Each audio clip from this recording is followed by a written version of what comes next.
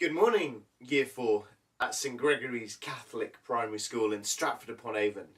Thank you very much for reading my book. I'm really glad that you are enjoying it. I've been sent a load of questions that you've asked about this book, which is good. I'm very happy to answer them. You've asked a lot of questions, which is also good. It does mean, however, I'm going to have to talk really quickly because otherwise you'll just be sitting there watching a video throughout your whole lesson, not actually doing any work, which you'd probably be quite happy with. Anyway, I'm going to talk quickly. Thank you for your questions. Here we go. How many have we got? 24 questions. Which countries in Europe have you travelled to and which is your favourite? Well, when I cycle around the world, and by the way, I am the grown-up, ugly version of Tom, the boy who biked the world. I actually spent 4 years cycling around the world. And when I rode through Europe, I followed the river Danube. So if you see that on a map, I met it in Germany and I followed the river eastwards through all the countries until it popped out in Istanbul in Turkey. And of all my favourite countries in Europe, I really enjoyed Turkey for many reasons. It's beautiful, lovely food, fantastic people, but also I enjoyed it because it's such a gateway between Europe and then Asia. So I'll choose Turkey. What important lessons have you learnt from your travels? 1. The world is a good and kind place. If you watch the news, it seems that every foreigner is evil and that every country is dangerous, and that's ridiculous. I felt as safe cycling through Siberia as I did through Swindon. I've never cycled to Swindon, but no offence, Swindon, exactly the same. Same as Stratford. Serbia or Stratford or Senegal, all lovely, kind, friendly places to cycle through.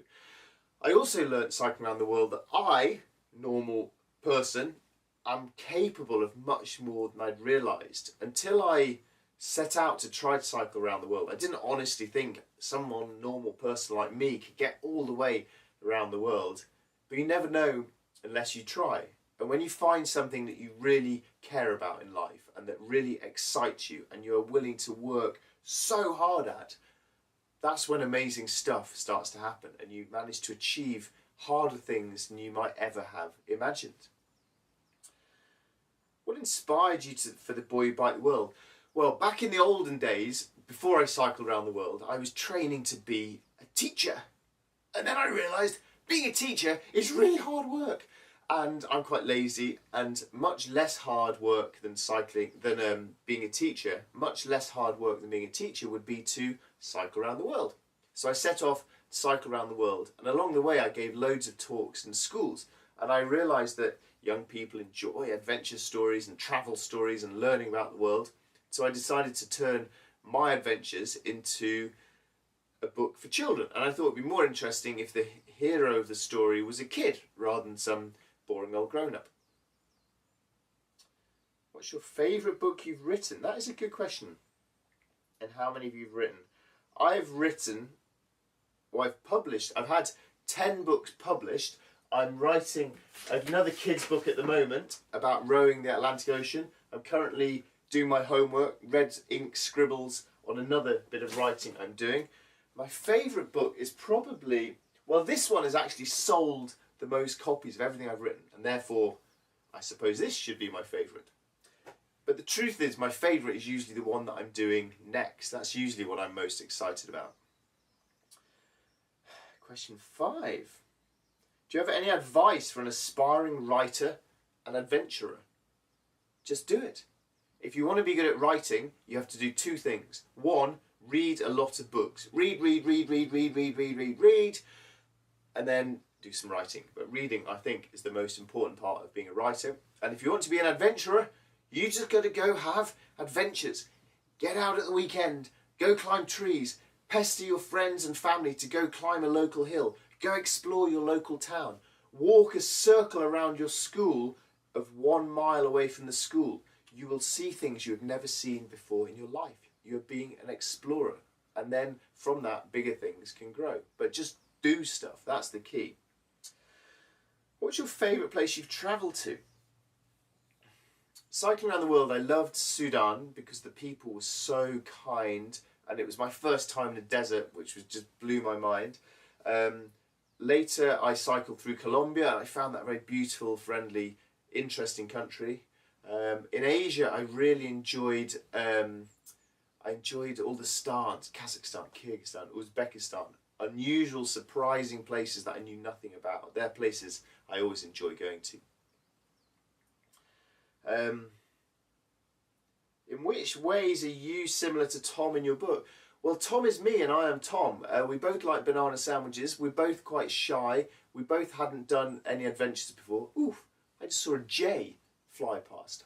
Google what a jay is. Jays are cool birds, and if you see a jay, that means you are near acorns. Anyway, how am I similar to Tom? Banana sandwiches, both quite shy, both a bit scruffy. Your most memorable travel memory? Oof, I can't remember. My most memorable memory from travels is probably a group of two things. One is all of the people who just welcomed me, a stranger, into their lives and looked after me and fed me and helped me and laughed with me all around the world. That was wonderful. And then the opposite of that is the times when there was no one around, a complete empty wilderness, and it was just up to me to make progress through this difficult landscape, to have to trust my skills and abilities and just keep on going as best that I could, like that. So I think the wilderness or the humans, the stuff that I like. The other thing, right, next question. Do you have any houses in other countries? Not yet. You need to buy some more copies of my books. Most dangerous animal you've encountered? Grizzly bears in the Yukon. Although actually the most dangerous animal in the world is humans, because humans drive cars like idiots, and that's dangerous when you're cycling. Humans chop down massive forests, which is crazy and dangerous. So I think the dangerous animal is us, and actually just being in these wild places of other animals is a privilege. And if you treat them with respect, I haven't had any problems. What's the weirdest place you've been to in the world? Weirdest place? Scotland? No, joking. Weird place. Turkmenistan was quite weird. They had a really crazy ruler there called Turkmenbashi who started naming the days of the weeks after his mum, and lots of the old ladies all had gold teeth, and there were all sorts of very strange things in Turkmenistan. And also, I think, a huge hole in the desert that's blazing with fire. It was an old gas mine that's been burning for 40 years. Yeah, Turkmenistan's quite weird. I liked it. Have you been to the North Pole? No, I haven't. I've been up on the frozen Arctic Ocean for a couple of months. I've been up to. It was quite near where the magnetic North Pole used to be at the time. That moves around, but no, I've never been to the North or the South Pole. I would like to go. Do you travel by yourself or with friends? I cycle around the world on my own, but a couple of friends did come and join me for little bits of it along the way. And it was really nice to have some company, but also it's quite annoying being with other people because they're annoying. So there's good sides to being on your own and bad sides to being on your own. And I like doing a bit of both. Generally speaking, I think being by yourself is more of a challenge and more rewarding. Being with other people is more fun. Simple as that. Have you ever done any training for foreign countries? Nope. I think the best training you can do is just go travelling and keep your eyes and ears open, and you start to learn how the world works. No, I haven't done any training. Which countries that you've visited has the largest population? Well, I've been to China, I've been to India, I've been to Brazil, I've been to the United States of America. I think they're the top 4 countries. Oh gosh, I haven't been to Nigeria or Singapore. I've been to Brazil, that's also got lots and lots of people, and Argentina. Yeah, China and India, they've got the most, haven't they? I love both those countries. Good food. How long did it take to write The Boy Who Biked the World? Well, I started writing it as soon as I finished cycling around the world, which was years and years and years ago. And then no publisher cared, no one was interested, no one wanted to publish it, and I had to go and write some other books. I wrote some grown-up books. about cycling around the world, like this. So this is basically the grown-up version of this. It's exactly the same trip down through Africa. I wrote that, got published, and eventually from that, a publisher then agreed to do my kids' book. So it took me a while to get going. Now I've got a publisher, I'd say usually it takes me 1 year to write a book, and my mission is to write one book every year.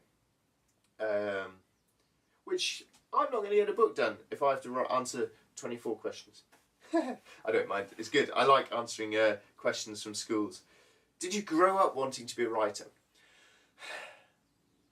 Not really. I grew up wanting to be a professional footballer, to play for Leeds United or to play cricket for Yorkshire. But then I eventually realised that was not going to happen. And then but I always enjoyed reading. And as I was a student, I started thinking, oh, wouldn't it be great to be a writer? But that sounds impossible. No one's actually a writer.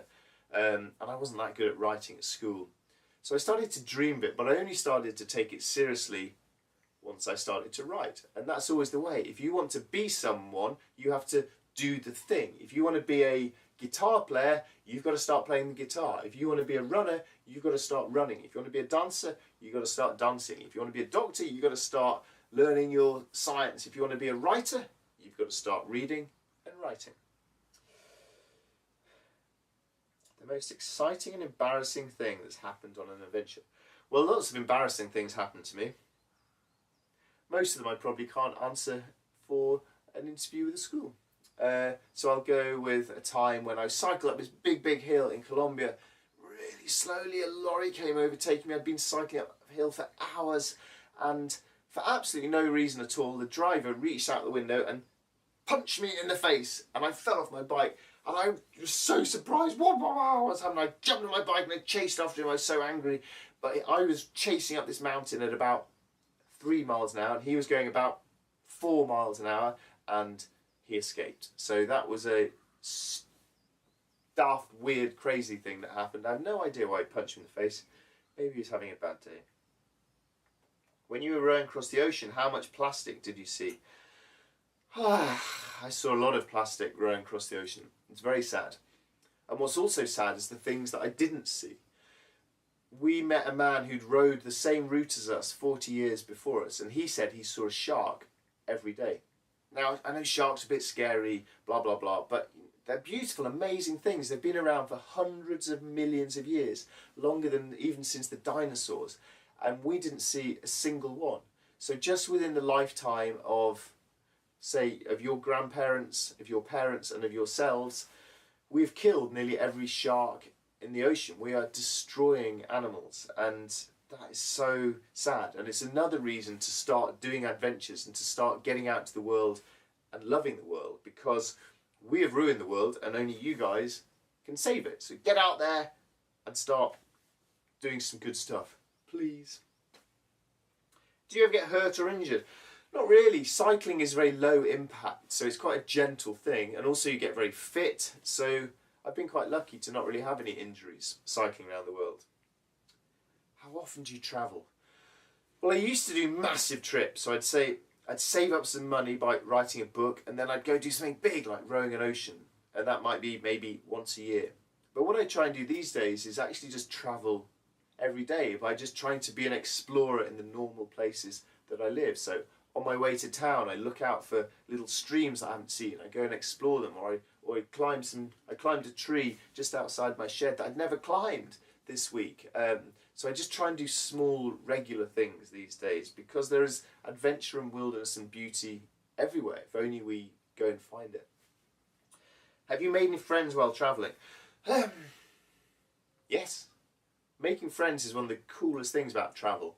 I hesitated a bit with my answer, because often you meet people, you have a lovely time, you feel like you're brilliant friends, and then you carry on cycling around the world and you never see them again. And that's a bit sad. But on the other hand, it's great to meet all these different people. So yeah, meeting good people is one of the best things about travelling. That's the end of the questions. You're going to have to do some work now. Haha. Thank you very much for all your questions. Thank you so much for reading my book. I really, really appreciate it. Good luck with all of your writing, and good luck with your own adventures. Cheers. Bye-bye.